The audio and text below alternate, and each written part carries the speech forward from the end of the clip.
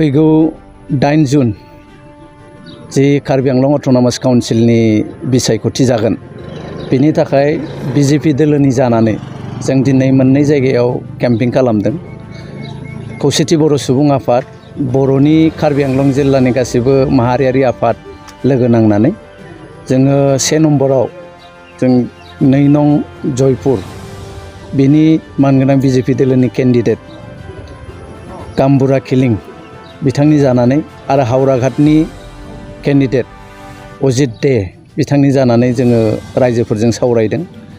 जोङो एबार रायजोफोरनि गेजेराव बिजेपि दोलोनि प्रति एबा थांनाय समफ्राव मावलांनायनि सायाव बिथांमोना नेक्स्टआव माबायदि मावजानायखौ लुगैदों बेनि बागै सावरायदों।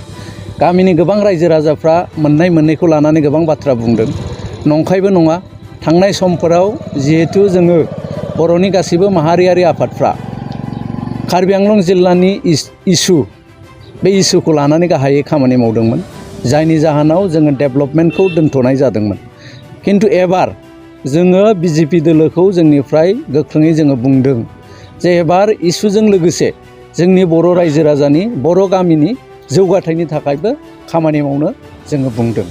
बिथांमोनहा खोब सिनसियारि मावलांनायनि थाखाय जोंनो बाथ्रा होदों आरो जोङो दाखालिनिफ्राय जेसेबां कार्बि आंलं जिल्लानि गुबुन गुबुन 26 समस्तिनि बादाव जों गोबां समस्तियाव गिदिंनानै जों नुदों एबार बिजेपि दोलोनि मेक्सिमाम केन्डिडेट बेयाव देरहाबोगोन आरो बिजेपि दोलोनिनो मोनसे सरकार कार्बि आंलं अट'नमास काउन्सिलाव जागोन।